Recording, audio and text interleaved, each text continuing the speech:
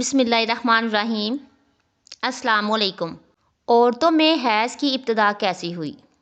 کیا یہ لڑکیوں کے لیے سزا ہے؟ کیا یہ سچ ہے کہ حضرت حوا علیہ السلام کو سب سے پہلے حیض آیا جو اللہ تعالیٰ کی طرف سے ان کے لیے سزا تھی؟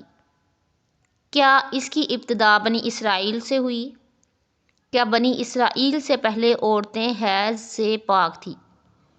محترم ناظرین، آج کی ویڈیو انتہائی تحقیق کے بعد بنائی جا رہی ہے، جس میں ہم آپ کو قرآن و حدیث اور مستند روایات سے ان سب سوالات کے جوابات دیں گے۔ اصل میں اس موضوع پر بات کرنا اس لیے بھی ضروری ہے کہ آج کل بہت سی ویڈیوز پھیل رہی ہیں کہ جن میں غیر مستند روایات پیش کر کے سادہ مسلمانوں کو گمراہ کیا جا رہا ہے۔ محترم ناظرین، ایسی ہی ویڈیوز دیکھ کر ہم سب اپنی ماں حضرت حوا علیہ السلام پر برائی باندھ دیتے ہیں۔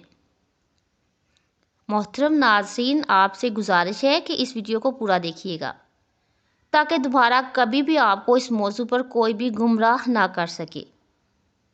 حضرت عبدالرزاق اور مسند اسحاق میں حضرت عبداللہ بن مسعود رضی اللہ تعالیٰ عنہ اور حضرت اسماء بن ابی بکر سے روایت نقل کی گئی ہے کہ بنی اسرائیل کی عورتوں کو یہ اجازت تھی کہ وہ بھی مردوں کے ساتھ مسجد میں جا کر نماز ادا کیا کرتی تھیں۔ مردوں اور عورتوں کے درمیان ایک پردہ ہوتا تھا۔ پھر ایک دن ایک لڑکی اپنی ایڑیاں اٹھا کر مردوں میں اپنے یار کو دیکھنے لگی اور پھر اس لڑکی نے یہ روز کا معمول بنا لیا۔ اس کی دیکھا دیکھی باقی عورتیں جو مسجد میں نماز پڑھنے آیا کرتی تھیں وہ بھی ایڑیاں اٹھا کر پردے کے اوپر سے غیر مردوں سے تاک جھانک میں لگ گئیں۔ چنانچہ ان کو مسجد میں جانے سے ایسے روکا گیا کہ ان پر حیض اس وقت مسلط کر دیا گیا کہ اب کچھ لوگ اس روایت سے یہ سبق حاصل لیتے ہیں کہ حیض کی ابتدا ہی بنی اسرائیل سے ہوئی، جو کہ بات غلط ہے، کیونکہ مفسرین اس روایت کو تفسیر میں لکھتے ہیں کہ یہ حیض عام نہیں تھا بلکہ بنی اسرائیل کی عورتوں کو مسجد میں گناہ کرنے کی اللہ پاک نے سزا دی ہے کہ 4 مہینے تک مسلسل وہ صبح و شام عورتیں حیض کی کیفیت میں رہیں اور مسجد میں آنا بند کر دیا۔ پھر جب اللہ پاک نے ان کی توبہ قبول فرما لی تو پھر یہ عذاب ان سے ختم ہو گیا۔ صحیح بخاری میں حدیث مبارکہ سے یہ ثابت ہوتا ہے کہ عورتوں میں حیض کی ابتدا شروع اول سے ہی ہے۔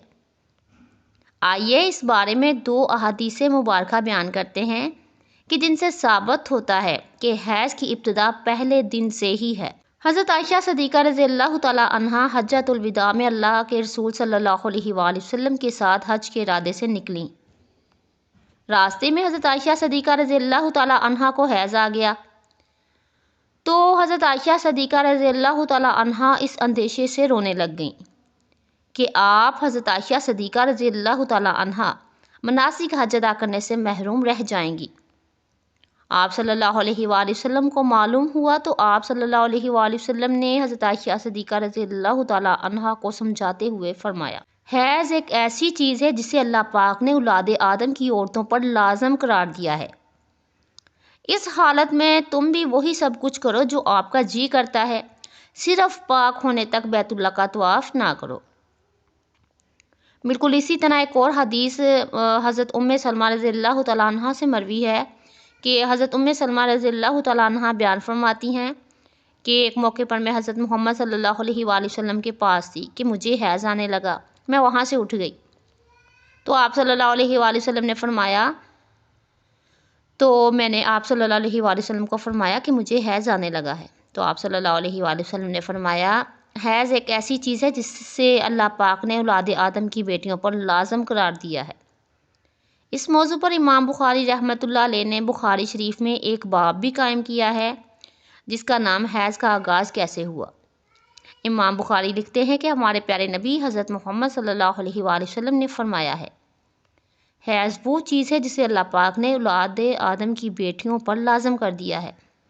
امام بخاری رحمۃ اللہ علیہ مزید لکھتے ہیں کہ بعض لوگ کہتے ہیں کہ حیض کا آغاز بنی اسرائیل سے ہوا ہے، جبکہ اس معاملے میں ہمارے پیارے نبی حضرت محمد صلی اللہ علیہ وآلہ وسلم کا ارشاد مبارک زیادہ معتبر ہے، چونکہ حضرت محمد صلی اللہ علیہ وآلہ وسلم نے فرمایا ہے کہ اللہ پاک نے حیض کو آدم کی بیٹیوں پر لازم کیا ہے اور اس لیے بنی اسرائیل سے پہلے بھی حضرت آدم علیہ السلام کی اولاد میں حیض موجود تھا۔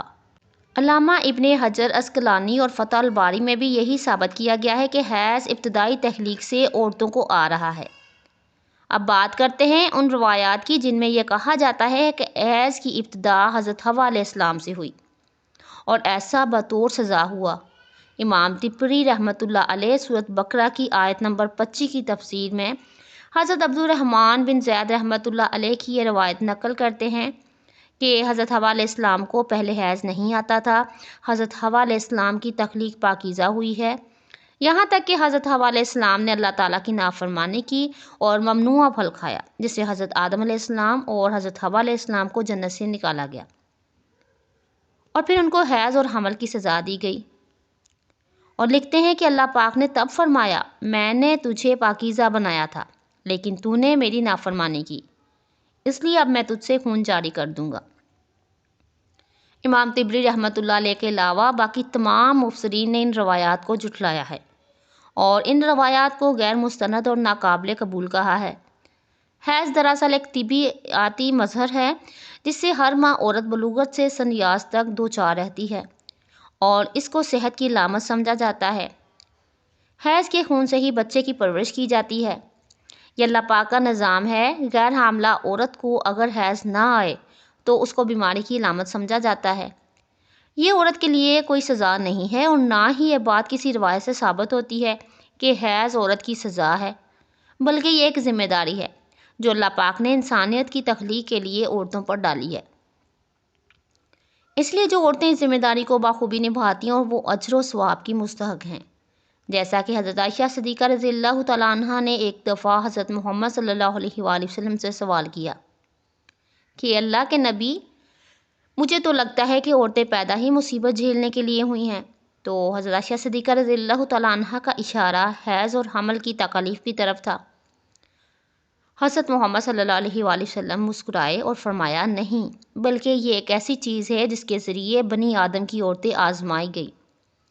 مسند احمد کی حدیث کی تشریح میں علامہ ابن حجر رحمۃ اللہ علیہ فتح الباری میں لکھتے ہیں کہ عورتوں کی تخلیق ہی اللہ پاک نے ایسے کی ہے۔